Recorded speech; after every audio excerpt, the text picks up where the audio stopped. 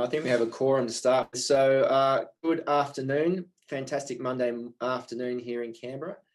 Today, for our latest Learning Together edition, we've got Dan Carroll, and he's going to be talking about the maximising the benefits from Smart Buyer. For your background, Dan has been with AeroPM now for just over 8 months, and he's one of our Adelaide-based consultants. He's currently working on Land 154 and has been there for about 3 months now. And prior to that, he was working on the temp for 5428.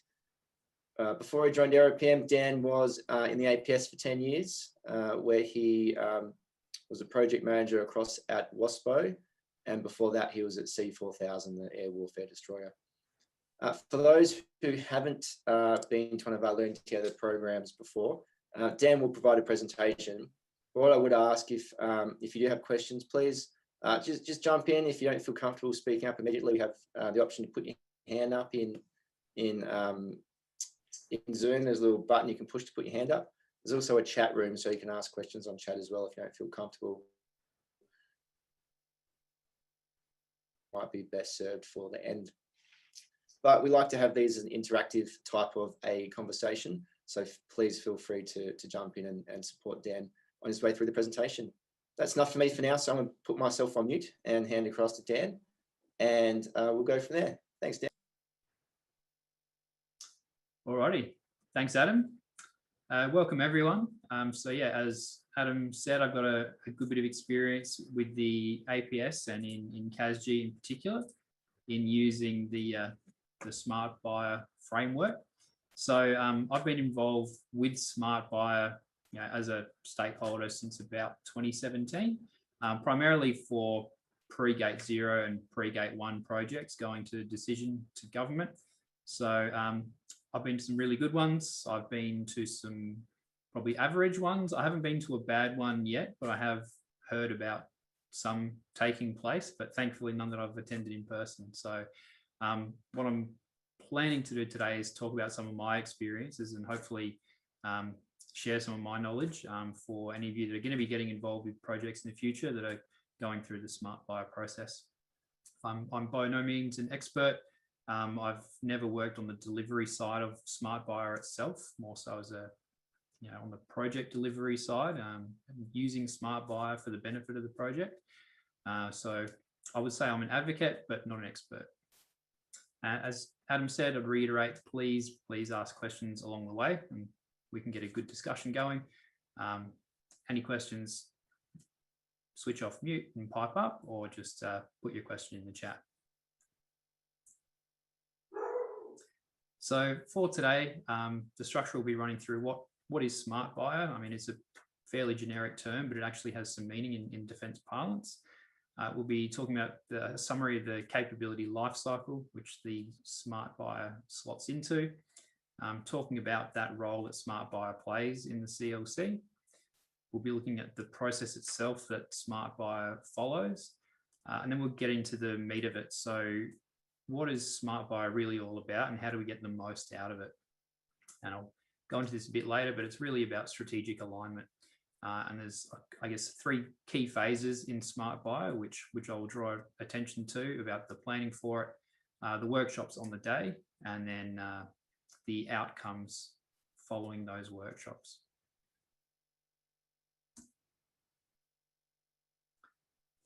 So kicking it off, what is Smart Buyer? So essentially, it's a decision-making framework or a system designed to aid with decision-making.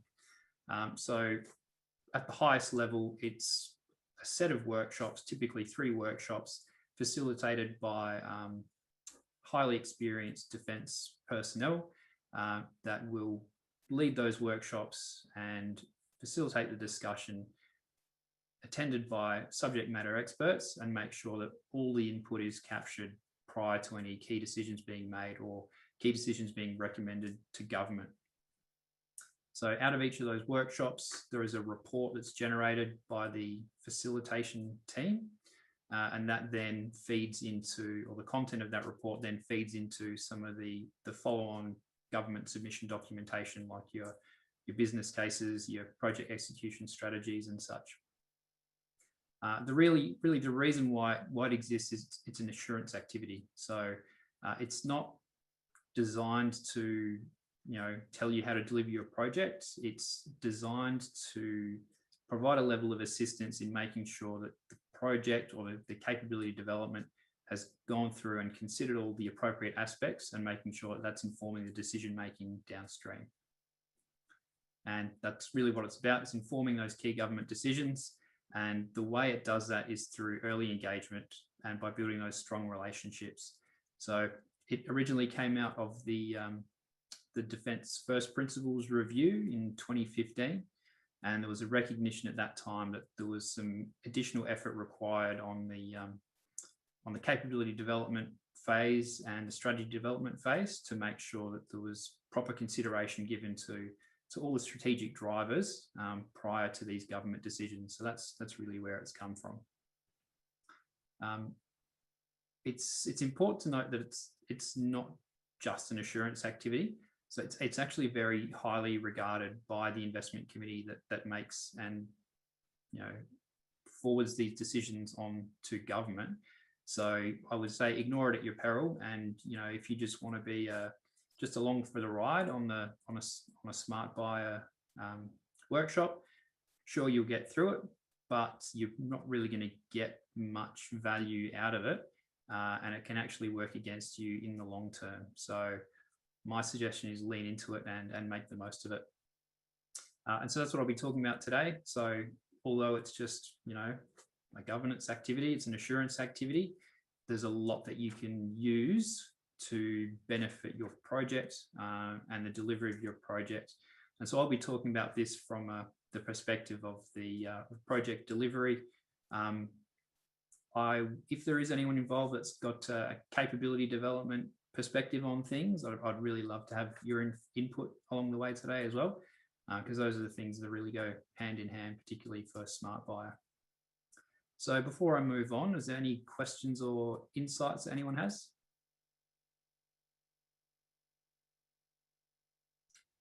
Rightio.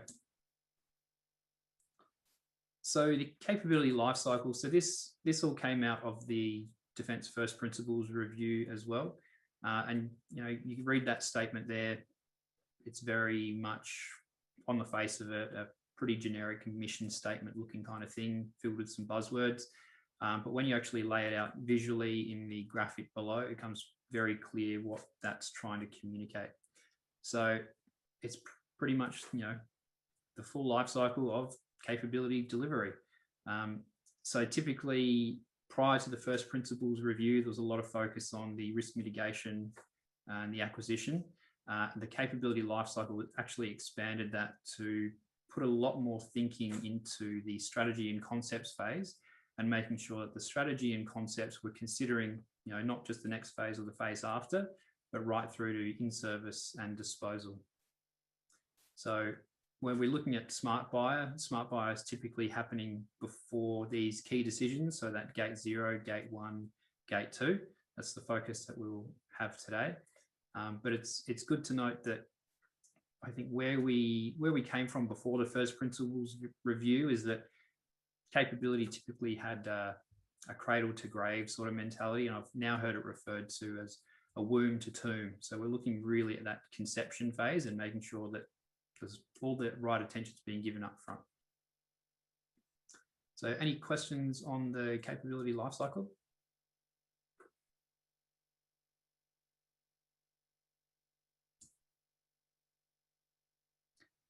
Okay, so just drilling down into some of these phases as well.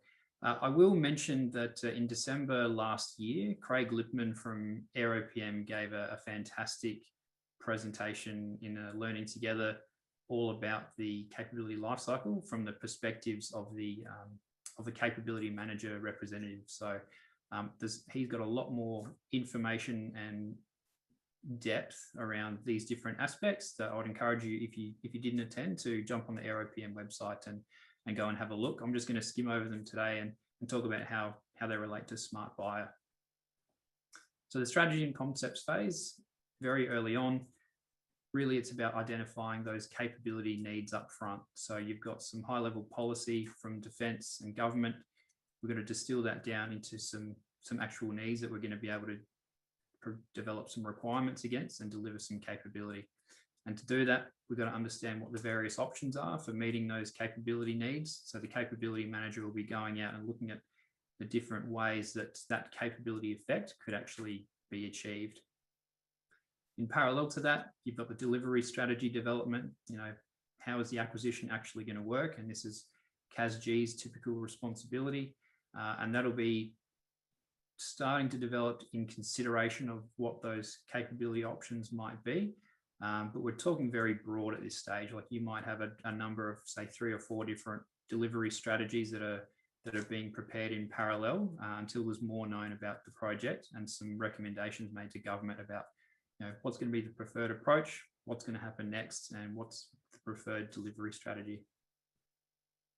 So as part of that as well, everything is going to be risk-based. So we're going to be spending a lot of time here identifying risk and then using that to inform decision-making on those capability options and the delivery strategy.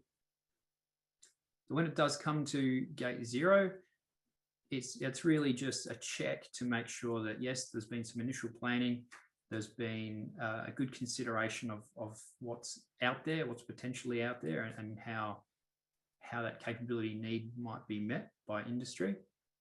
And that approval at gate 0, if the project is approved, is essentially just an approval to move on to the next phase. There's no guarantee that there's going to be an allocation of funding through life, and it's a given.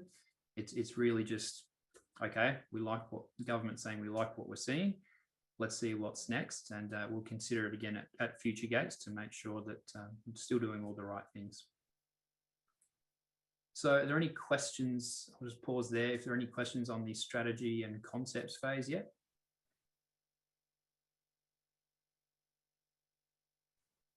Excellent. And moving on to the risk mitigation and requirements phase. So this is where you have your gate 1 and gate 2. So in the previous phase, we went through gate 0. There was some initial capability options developed. And now we're looking to mature those capability options, looking to mitigate some of those risks that were identified and use that to inform the next stage of decision making. Continue to mature those delivery strategies and most likely down select some of the options and down select some of the delivery strategies as well. Those two are capability options and delivery strategies are sometimes two sides of the same coin, and sometimes they're very different. So you might have a capability need to do some surveillance of space, but your delivery strategy might not be very similar across the board. You might just look to lease some data and use that to deliver a capability need, or you might like to procure a fleet of satellites. So although your capability may be fairly generic, then the delivery strategy could still be very broad. So there needs to be strong consideration for that through the requirement setting phase. So gate 1 is in a dotted box there. The reason for that is that most projects will need to go through a gate 1, but it's not always essential. So there are times when a combined gate 1 and gate 2 could be joined together, and it's a risk-based decision that's made in the event that there is no additional risk that needs to be mitigated. Defence has a strong understanding of what it is trying to do, and there's perhaps an immediate need to deliver some capability, and that's where you'll typically see those gates joined up. But the standard process is you go to gate 1, then you go to gate 2, unless you've got some pretty strong justification to do that combined. Okay, any questions there?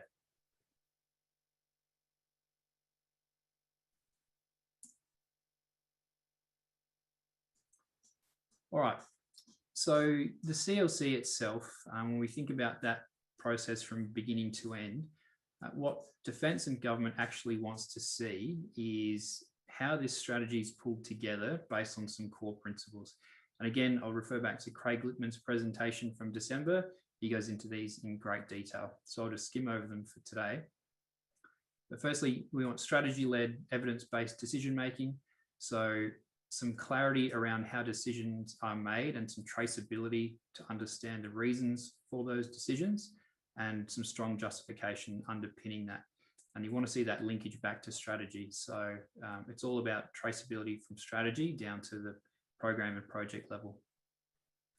Contestability. So this is a group that sits within defence, but essentially represents government in effect.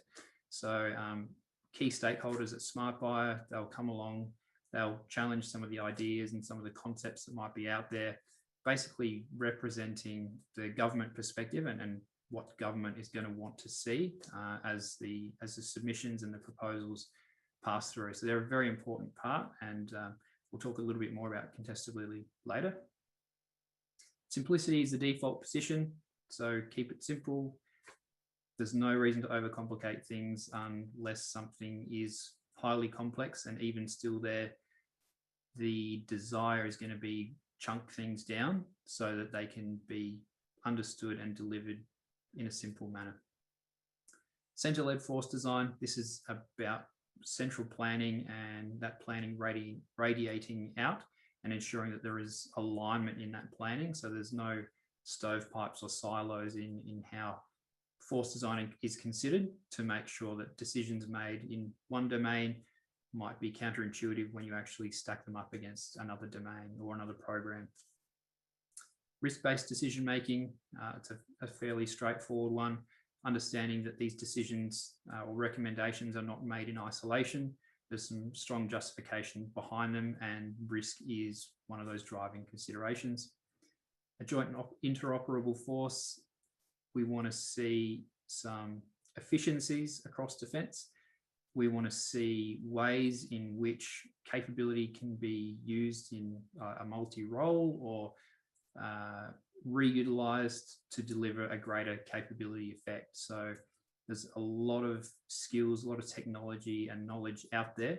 Let's look for ways to really maximize what we've already got, and instead of delivering individual little projects that are going to deliver aspects of capability, when we could deliver a much more considered capability effect. And that leads on to the next one, a programmatic focus. So we want to be looking at capability programmatically, not just at the project level. You might deliver small aspects of the program at the project level, but overall you need to have a programmatic focus, and it's essentially, again, getting that high level strategy and trying to generate as much value of that at the higher levels as possible. Good governance kind of goes without saying. We want to see some strong frameworks that's going to underpin all of this work that's going on in defence and the project delivery. And it's really through a good governance framework that all your evidence-based decisions, all your risk-based decisions, all of your integration aspects are going to be properly considered and approved. And SmartBuyer we'll be talking about today. And lastly, the last principle there is about innovation and science and technology. So want to see a stronger focus on defence industry, on developing technology and capability from the ground up, and actually building that as a sovereign industry and not just procuring everything from overseas. And that's not to say that, we're always going to have some programs with our strategic partners in the US and UK and elsewhere. But more so, there is a stronger focus on building Australia's capability as a sovereign nation, and that's what that's about. Okay, any questions? I'm interested to see if anyone has any thoughts on these principles, or if there's anything that defence kind of does that's not really covered here.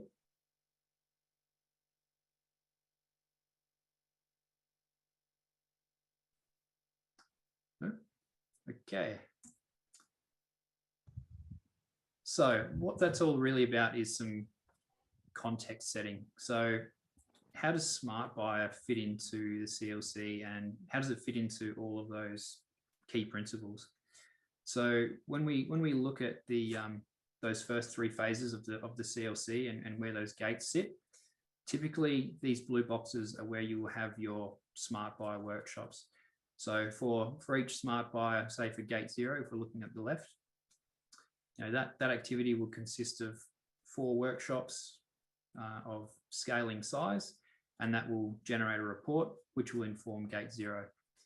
And providing your gate 0 gets approval, you go through the same process again for the risk mitigation requirement setting phase, a series of 4 workshops for Smart Buyer leading to gate 1, and so on and so on. So it's really about informing those key decisions at each gate.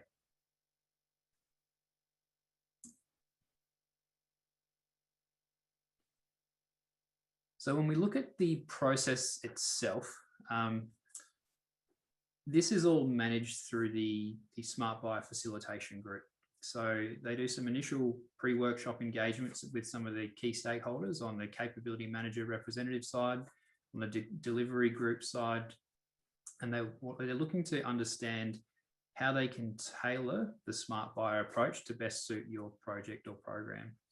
And there's a lot of different tailoring options, which I'll talk about a little bit later.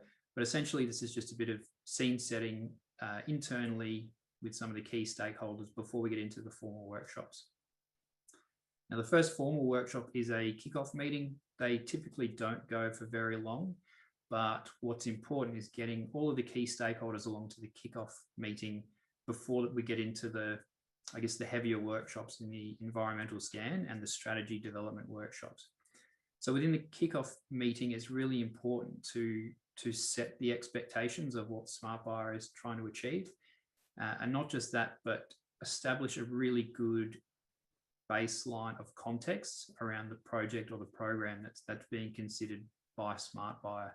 And the objective here is just to bring up the level of knowledge so that everyone that's going to be involved in the future workshops has a very strong understanding of what's going to be taken through and what needs to be considered, with the intent to set everybody up for success. Then we move on to the environmental scan workshop. I'll mention as well that there's no real formal report that comes out from the kickoff meeting, but there will be a template report distributed that will then be populated by the facilitators as the project or program is going through the Smart Buyer process. So with the environmental scan workshop, this is all about identifying anything that is going to drive strategy down a particular avenue. And these are assumptions, constraints, unknowns, threats, opportunities, and issues. And for each of those potential strategic drivers, there'll be a number of categories reviewed, and the facilitators will take the audience through, all the subject matter experts who've been invited along, and basically run through this and make sure everyone's opinion's been heard, and that you're really just flushing out as many assumptions as possible that's going to inform the later strategy development. So in those driver categories, you've got your needs and requirements. So these are the capability needs that will have been developed by the capability manager representative. Depending on what stage of the CLC you're at, there may or may not be requirements yet.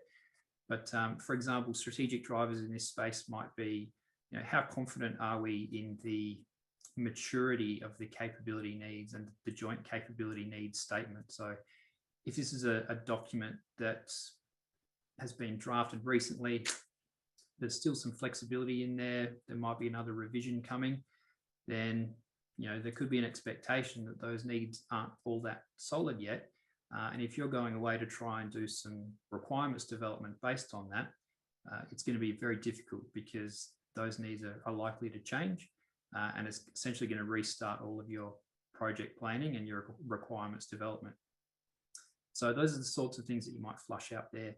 The strategic driver category, we're talking sort of the very big picture strategic, for example, if you had a joint project between the US and Australia and there was a change in government, that might be a strategic driver that's always in the back of your mind that would inform how that capability or that partnership was going to be delivered or managed. Security, that covers information security, it covers physical security, cyber security, any of those things that would potentially inform the eventual delivery strategy.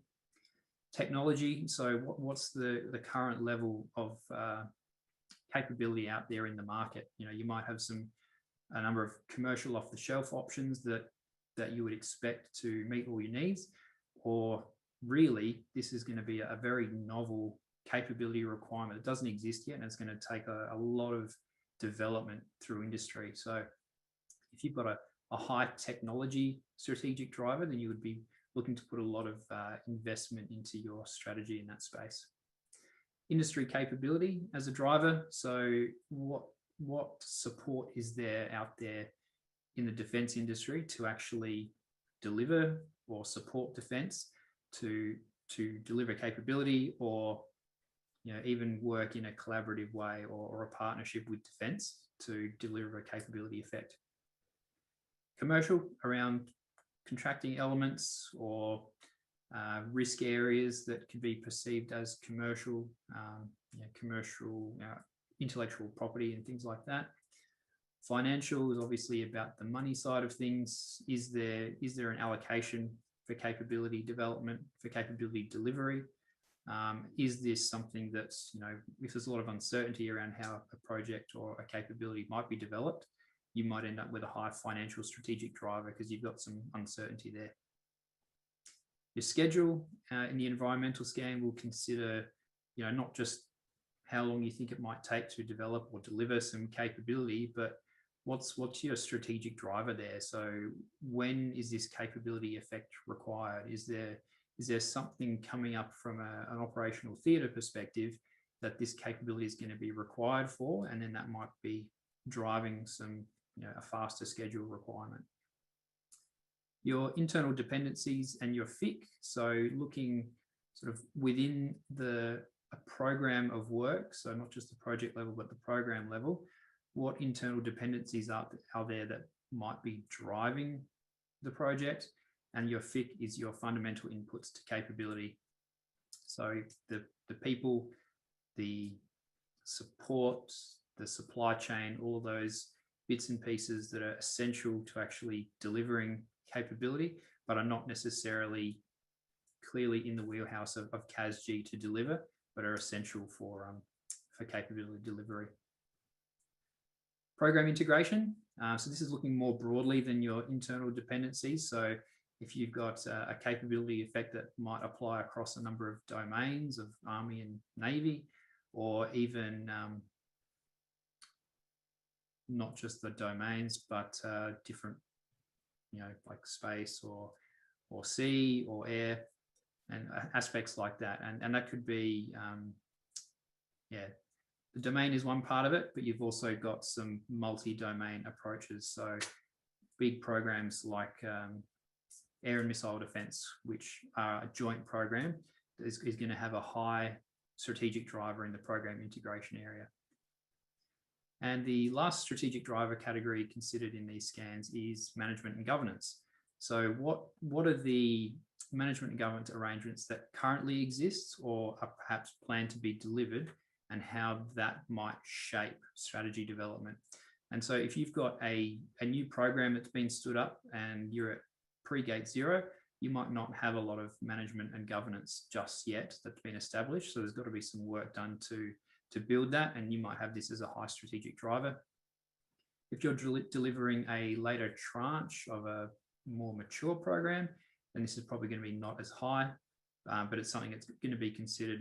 Perhaps there's going to be areas in your management and governance framework that would need attention, and it's about flushing out all these bits and pieces in that environmental scan. So from that scan and that workshop, the facilitators will take everyone through that.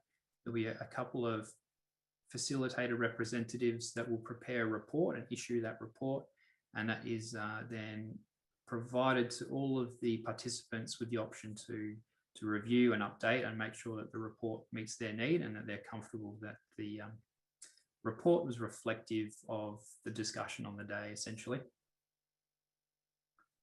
And what typically happens then is there's a good bit of time allowed for that report to be digested and considered, because what you want to have is the participants have a clear understanding of everything that's gone on and had some time to think about how that might inform the next stage of the strategy development workshop. So considering all those different categories that were identified, what happens next going into the strategy development workshop? So I've got a question there from Susan. Go ahead. Hi, thanks, Dan. It's Susan Liddy here. I'm the PM for 7404. Just a question about the environmental scan workshop and the subsequent brief that comes out of it.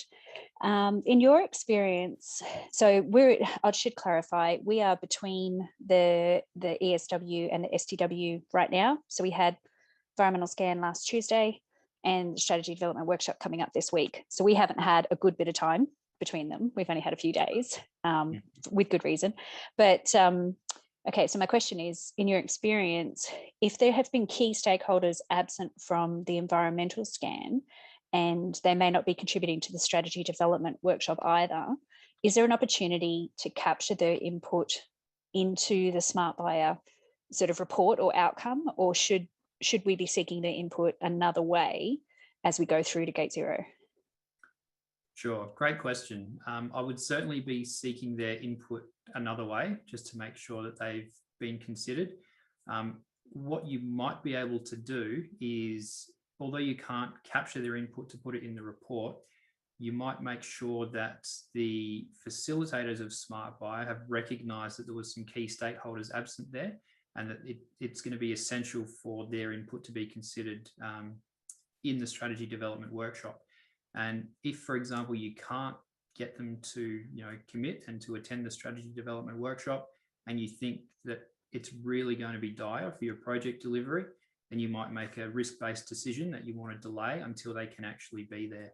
Because what you don't want to end up doing is go through the full process and realize, well, it hasn't quite met the need. So, and then you just start making a rod for your own back, trying to second guess what that input might have been. So I guess there's a couple of ways that you can go about it, but certainly whatever you can do to capture that input, or at least get some pre-briefs on them on what you had been through in the environmental scan, what might they have contributed if they were there, and then you can try and introduce that some other way.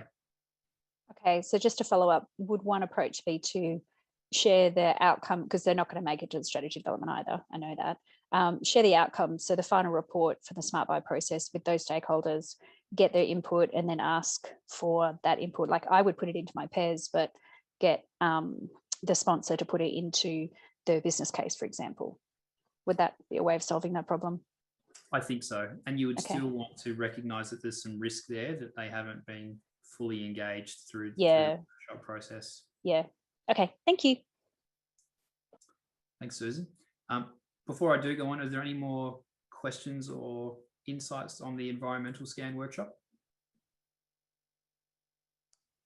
Yeah, Dan, it's Pete Nugent.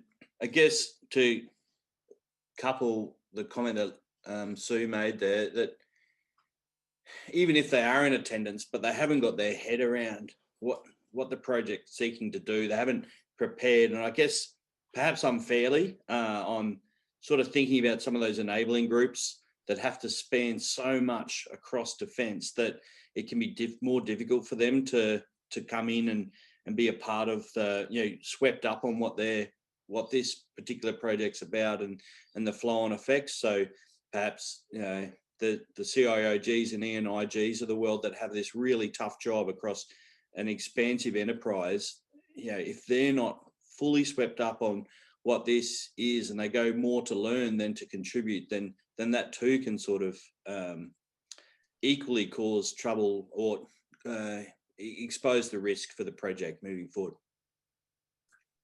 Yeah, absolutely. Yeah, I'd say, Pete, that's exactly what's happened in our case. Some of the smaller groups, the enablers, they just haven't been briefed in time, but I want to make sure that we don't lose them along the way. Yeah, and there may be some opportunities to do that through, if they haven't attended the workshops and the workshop just has to go ahead, they could potentially be grouped up through FIC workshops or IPMTs. And I note Nick Gover's comment there that the Smart Buy facilitators have actually done some addendums to the environmental scan workshops that will capture the input of those that haven't been able to attend.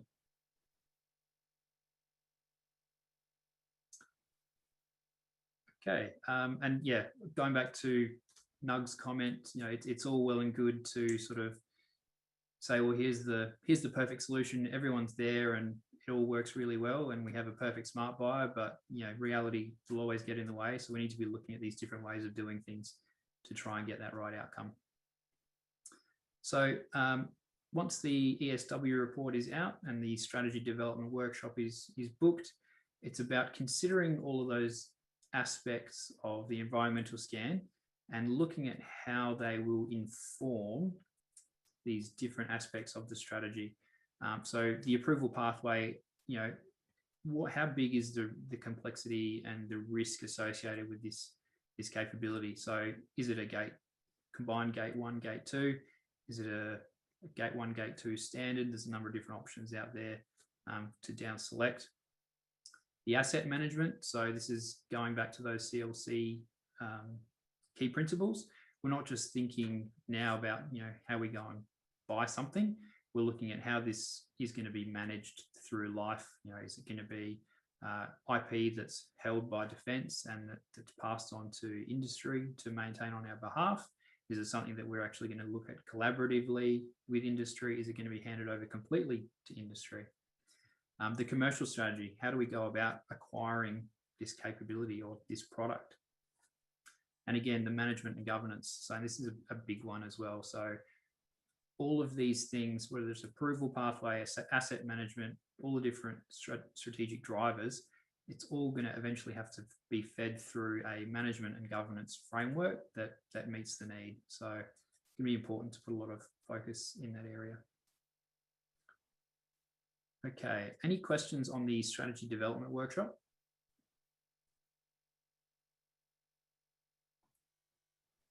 Right, so once that workshop is held, again, the report that was generated from the environmental scan will be updated with the outcomes from the strategy development workshop. And then that's the opportunity to take that report and incorporate that in the project execution strategy.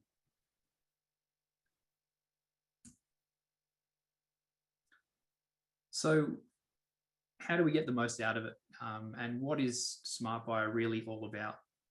And when I was thinking about this, I just kept coming back to strategic alignment, and strategic is mentioned a lot through this presentation and a lot through the CLC, and for good reason. So when you think about the arrow there on the left about the capability effect we want to deliver in defence, you want to see some clear structure that's flowing down from policy through the white paper, through the force design, the force structure, and then how that's captured in the capability needs in the JCNS. And over on the right, you've got your delivery strategy, and you're going to have your CASG policy. How is your fundamental inputs to capability considered? What are the resources available to actually deliver here, and can industry support that?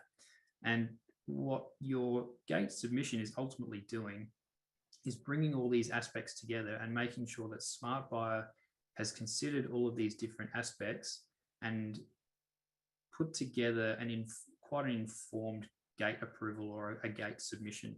And it will do that by demonstrating traceability from top to bottom, by looking at the integration across the piece, and then making sure that those CLC principles have been acknowledged and adhered to.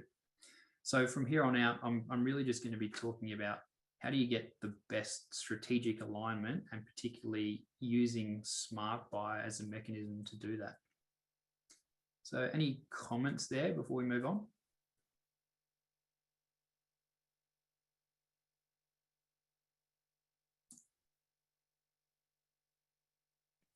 So I've broken it up into the 3 phases. You've got a pre-phase of planning, and then you've got the actual doing in the workshops, and then you've got the report and the output. So firstly, planning phase, and we just talked a little bit about getting the right people involved and making sure they're identified early and that they're engaged early. And there's quite a few players, but I think the key ones are, 1, getting to know your Smart Buyer team, so the facilitator and also the report writers. And depending on the complexity of your project, you'll have 1 or 2 report writers. The key one here is leadership. So the best Smart Buyer workshops, you will have a band 1 or a 1-star participating and really offering that strategic guidance and steering that discussion on the day. So you want to make sure that they know it's coming, that they know enough about the project or the program and the capability, so that they're prepared and they can really make a valued contribution. And these are very highly skilled and highly experienced people, so even just their presence in the room will have an effect on how that meeting is held. Capability manager and CASG. So I've put hand in glove there. Typically, in a post first principles world, we are working hand in glove. I still haven't got agreement from either capability or manager or CASG who's the hand and who's the glove. So I'll leave that one open to interpretation still, but working together very closely. Your FIC elements. So if you can, engage your CIOGs of the world and your E&IG representatives as early as possible, and do whatever you can to structure your workshops so that they can attend. Typically where your FIC providers and FIC representatives aren't fully informed, but they can make it along, you don't get a huge amount of value add, but that's not such a big deal. It's important having them represented and understanding what constraints that they might have in delivering FIC or considering FIC for your project. You might be a small part of a project that's going through a program smart buyer, but you might be looking to deliver in 2 or 3 years, but in actuality, the program should have been kicked off 6 years ago. And if you want to do any sort of concrete laying, E&IG is going to be looking for a 6-year heads up and a whole bunch of money to go and start this planning process if you're doing it by the book. So it's things like that as you go through these things, the earlier the engagement, the better. And you're probably not ever going to get a perfect solution, but knowing about it up front is always a help. So you've got something to aspire to. So this early engagement is really just about buy-in. So you want the smart buyer team, you want the leadership, you want the CM and CASG and all your FIC reps to understand what's going on and be interested and be an enabler to the success of smart buyer. So do as much as you can to get people keen, get them excited, and you're only going to get out what you put in. So a focus on that planning phase is going to be really, really valuable.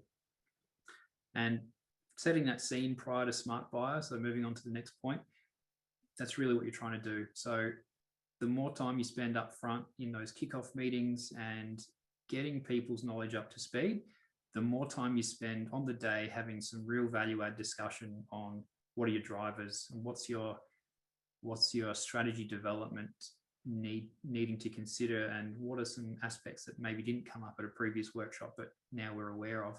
That's really what you want to be talking about. You were trying not to get wrapped around the axles, just getting people to understand what you're trying to deliver. Tailoring. So I briefly mentioned tailoring before, and particularly in a post or mid or post-COVID world, there's a strong focus on tailoring smart buyer. So your workshop, depending on the complexity and the size of your project, it might only be scheduled for half a day. It might be scheduled for a whole day. If it's a program approach, it might be over a couple of days, but it's designed to be tailored. And it's important to try and make sure that the tailoring suits your needs. But you don't want to be scheduling a 2-day workshop for a $10 million project that's going to be low risk, low complexity. It's going to be a waste of stakeholders' time, and you're actually going to do the opposite of generating buy-in. You're going to get people frustrated because they're not going to feel like they're there for a good reason. Next point there is taking ownership of the strategy. So you've got smart buyer, you've got some facilitators taking you through it, but ultimately, from a delivery perspective, this is your project, and smart buyer isn't going to solve the world's problems for you, but it is a framework that you can use, and it's an important way that you should be thinking about smart buyer and how it influences the work that you do post smart buyer. And thinking about that up front really helps the planning phase. The last point there, don't reinvent the wheel if you don't have to. I've been caught out by this before. You think you're going away, you've been told to come up with some really novel solutions, and in actual fact, it's not that novel at all. But when you have tried to do some research and reach out and see how other projects and how other capabilities are doing things, you don't come up with much information. And you spend a lot of time developing something that ultimately ends up very similar to work that's already out there, and you haven't really made a good use of your time. So I would advise that you consult broadly and don't just rely on who might be the perceived experts to tell you how things are being done. Go cold canvassing, and I think you'll get some really good benefit out of that. Does anyone else, so before we move on to the workshops themselves and some lessons learned there, does anyone else have some insight, even perhaps Susan, your experience preparing for Smart Buyer? Okay, so in anticipation of or the Smart Buy we're going through at the moment, this is my second that I've done. We actually spent a lot of time going through the question pack that comes for the environmental scan as a team within the project. So we did it as a small team, but then also cast more broadly across the program office for input to that. And building on that, we spent some time, we had several meetings with the sponsor capability manager to talk through their approach to the environmental scan workshop, anything that they needed from us or we need from them, exchange of information, making sure that they understood where we were coming from and what our position was. And also going into the actual workshop itself, my guidance to the team was a let's take a yes but approach. So anything is possible, but there's always a risk associated with a strategy or a decision. So whether that risk be time, money, whatever efforts required, the idea of going into the environmental scan was to consider it as, let's be as open-minded as possible for the support to the sponsor, but bear in mind that there's always risks. Yeah, it's a good point. So you want to be capturing the left and right of arc, but you're not trying to solve the problems on the day. And ultimately, it's going to be about trade-offs, and that trade-off work doesn't happen during Smart Buyer. This is just about informing how those trade-offs might need to be considered between Smart Buyer and the next gate. Thank you. Any other inputs?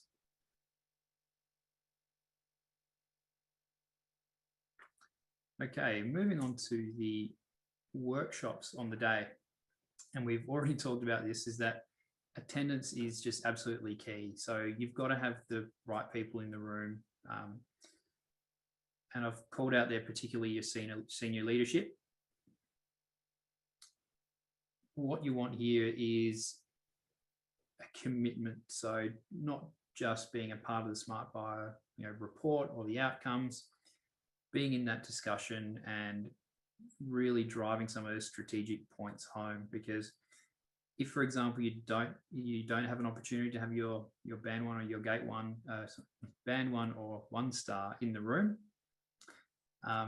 yes, they'll be accepting of whatever the outcomes of Smart Buy are, and they'll have a lot of trust in the team that's been through the process on their behalf. But when it comes to those next gates and the capability manager gate review and the investment committee, there's not necessarily going to be as informed as they ultimately could be, and it's a massive missed opportunity if you can't get them there. And I'll talk a little bit about that more in a second. Secondly, you want to target your discussion at the right level, and the facilitators are usually pretty good at this.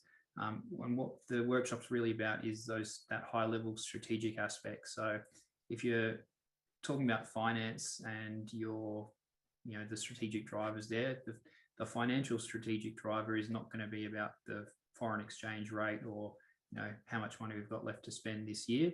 It might be about your integrated investment profile and the plan and the dollars allocated, and whether or not there's softness across the program, and whether or not your capability or your project could be a target for that funding. So that's just one example that you need to bring the conversation up to get the most out of the day.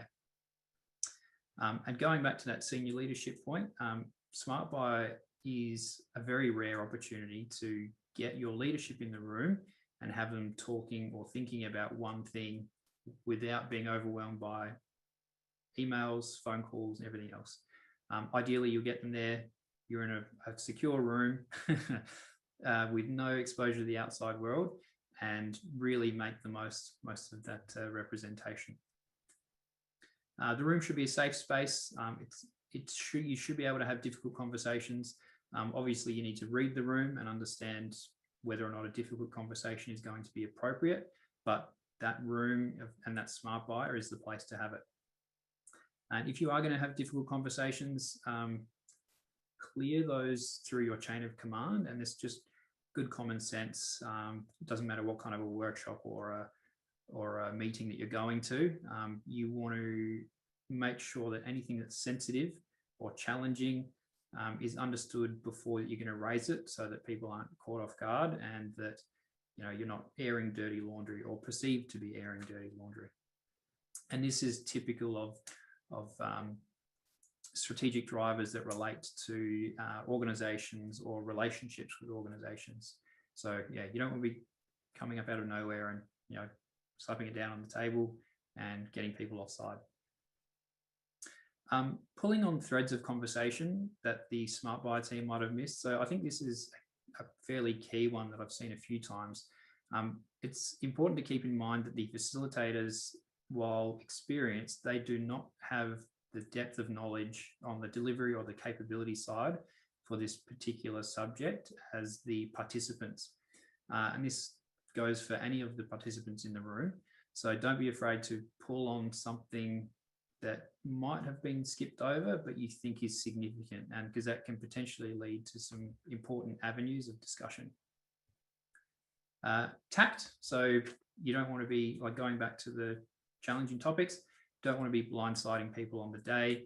You don't want to be using that as an opportunity to be casting aspersions. You want to be positive and generate that culture in the room of positivity. Next one there, focusing on the problem space. So while we are thinking about strategy development, you want to have a good understanding of the problem space and make sure that the problem space is well defined. It's really, and solutioneering is what you don't want to be doing. And that's really comes down to trying to come up with a solution without adequately understanding the problem that it's trying to fix, because it's only going to hurt you in the long run. And the last point for the workshop on the day is that report that's generated is the record, and it codifies the workshop outcomes. It's not necessarily going to be like a minuted record of discussion. It's really going to capture the higher level outcomes that are going to be important for the next stage of delivery. So knowing that, you can think about the conversations and the topics of discussion that you want to have in the workshop, and then use that to inject some specific wording when the report is generated, and that wording might then flow through to your future document submissions, and that gives you some strong traceability from your policy level down through Smart Buyer to your execution strategies. Okay, before I move on to post workshops, is there any input from anyone? I'm interested to know some thoughts that perhaps those that have been to Smart Buy or have some ideas on how it could be improved.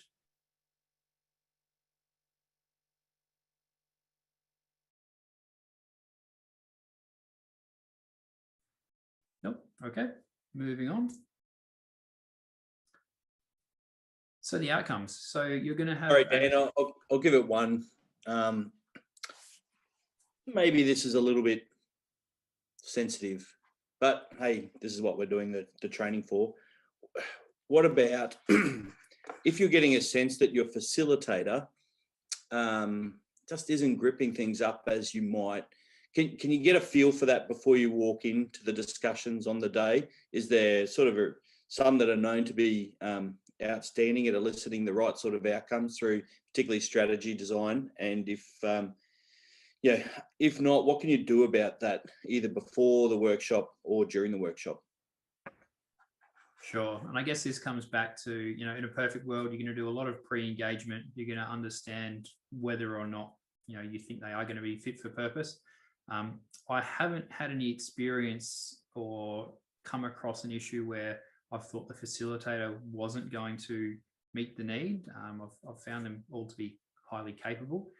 But there's no reason why, like, you essentially Smart Buy has a schedule, a program of how they're going to deliver these workshops, and then they allocate facilitators and report writers based on their best knowledge of who's going to provide the most value for that capability. So if you, maybe it's a personal issue or something else that might drive that perspective, or you just might think that somebody else has the more appropriate experience, there's no reason why you can't go back to the Smart Buy organising team and talk about the options there to reshuffle the representation.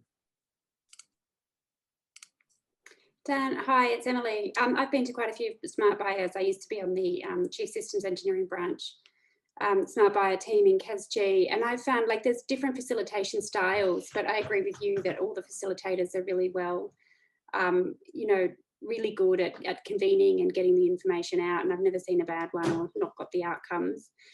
For me personally, in terms of attending the meeting and preparation, I generally go in with you know, a consolidated dot point list of things that I think are important that come out in the meeting or in the workshops, to make sure that they get raised. And I guess if they don't come out naturally through stepping through the framework, I'll generally raise them as points to discuss, which is helpful to make sure that certain elements that, as you say, the facilitators might not pick up on as being important, or, you know, risks, that they do get picked up and discussed. Sure, no, it's great input, agreed. Thanks. Okay, noting we've only got a couple of minutes left. This is my last slide, so I'll run through this and then I'll solicit some feedback from yourselves. So you've got your Smart Buyer report.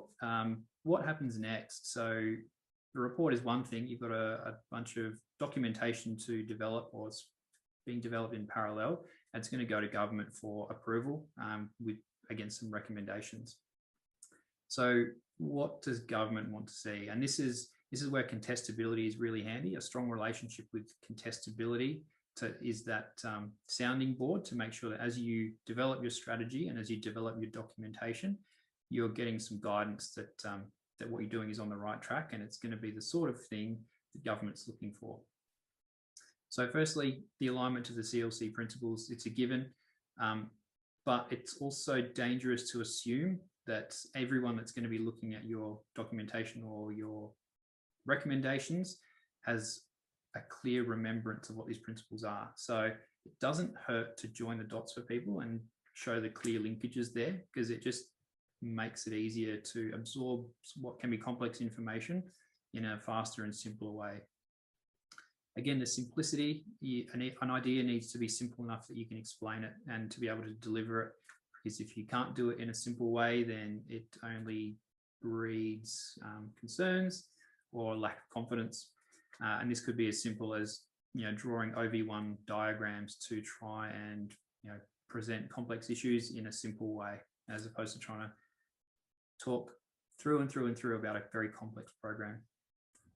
Alignment with the sovereign industrial capability priorities, and this feeds into the defence industry capability plan. So gone are the days where you just had to tick a box and say we had 50% Australian industry capability spend in country, and now we've done our bit. There's some key areas and some key technology development areas that are going to be very keen for government to see investment in across, you know, electronic warfare, across radar systems and things like that, that are going to build our sovereign industrial base, and not just technologies, but even skill sets. So test and evaluation is one of the key ones where we're trying to build a stronger sovereign industrial base. So you can hit on those capability priorities, then you're going to have a very strong submission. Positive engagement with Australian and Indigenous SMEs. So goes without saying, it's about Australian industry capability, the sovereign industry base, but particularly, you know, not just going to your big primes, like looking at what's out there. How can your SMEs support those primes in perhaps delivering something as a broader capability. Technology and innovation, and again, goes without saying, it's aligned with the priorities, but not in isolation. So this means that you're not going to go away and spend hundreds of millions of dollars potentially developing something that might not work. You're going to have to go with some options and say, well, yes, we want to develop some capability, but we've also got a fallback plan of some off-the-shelf capability we might acquire in the event that this investment doesn't go as planned. It's about managing risk. Export opportunities is a big one. The ability for industry to take a larger role on the world stage in other countries, particularly in defence, and the over-the-horizon radar is a great example of that. Joint and dual use capability. So if you can take a ground-based radar that's used for managing or tracking airborne vehicles, and you can point it up in the sky, and you can actually use that now for tracking objects in low Earth orbit. That's the sort of thing that government's going to want to see, because you're making the best use of existing capability. And that could even be capability that's commercially delivered or has dual purpose with a military purpose. They're also going to want to see the trade-offs, which we talked about before. So if you're coming up with options and recommendations, understand how you got to that point. And this really heads off the good ideas fairy about, oh, what if you do this as instead, when in fact that has been considered and it was written off a long time ago for very good reasons. You're going to want to make some allusions to that in your documentation, so that it's understood that there's been some consideration there. Options, you can't just go to government and say, well, here's what we think you should do, and there's no other options. It's just not going to work. Government doesn't like to or want to be told what to do. It wants to rightly have some options available and make some decisions based on some different trade-offs. So you always want at least one affordable option within the current budget allocation, but then you can, once you've got that in place, you can go as broad as you want with options. You're really developmental, some high-tech stuff, or perhaps stuff that's going to tick some other strategic boxes that you might not think are that important, but government might be really keen on. And you never know what government might choose on the day. It just really depends. So it's important to have those options in place. And lastly there, it's that traceability to smart buyer. So understanding in the business case and the PES where that traceability is from those recommendations to the trade-offs that were made to get to that point, and how they link back to this smart buyer strategy workshop, and that traceability back into the parent level documentation that that preceded all of this great effort for each project. So that wraps it up for my points there. Was there any other inputs from people on the outcomes post smart buyer? Yeah, Dan, I know Sue has her hand up in the photo, which looks like it means she wants to ask another question. Sue, do you have another question? Do I? No. The hands up. So. Hey, no, I do actually have a question. Thanks for that.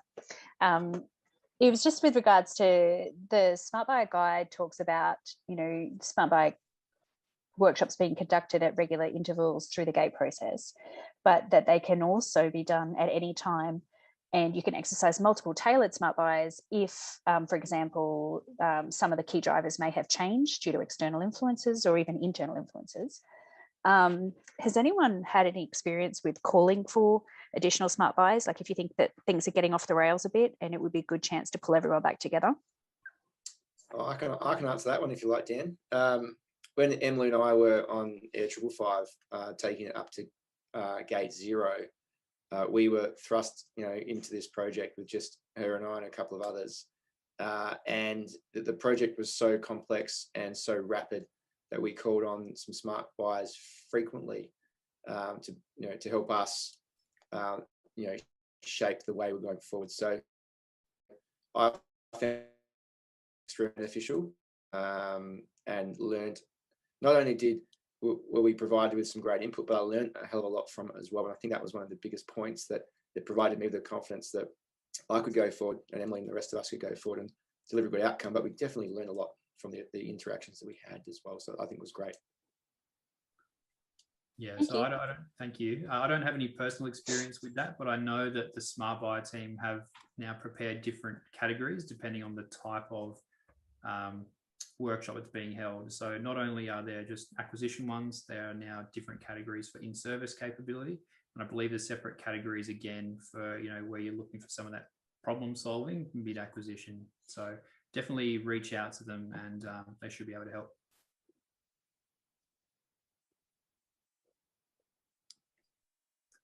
Are there any other questions before we sign off? No? All right. Well, firstly, I'd like to say thank you very much, Dan, for that fantastic presentation. I think that the Smart Buyer process is something that is typically just seen from the outside as an activity that happens, you know, with the project manager and a few other the higher ranking people in the project. But I find that the more people that can be involved in the Smart Buyer process and program, you know, much like the awareness board process, where, you know, if the more people that are involved, the more you can learn, and the better outcomes there are for the entire project. I'd just like to thank Sue, Nug, Emily, and Nick. You also raised a comment on the chat, so thanks very much for your participation. Does give Dan a bit of a break and for him to you know, get his thoughts together as well. That's great. And I'd just like to point out that our next Learning Together program will be delivered by David Bywater. Now, bear with me, it's quite a long topic. It's titled Reforming CASG Sustainment Organisations to Embrace an Enterprise Approach, including Challenges and Organisations of SPOs and Defence Industry. So if you can't remember what all that is, we'll send it out on another LinkedIn post and an invite. So that will happen a month from today. So typically the first Monday of every month. So finally, just like to say, Dan, thanks very much again for your contribution today. Emily and I greatly appreciate it, and it definitely helps share the knowledge throughout defence and defence industry. So we'll sign off there, and we'll catch you all at the next Learning Together program. Thank you. Thanks, Dan. Everyone. Thanks, Dan. Bye. See ya.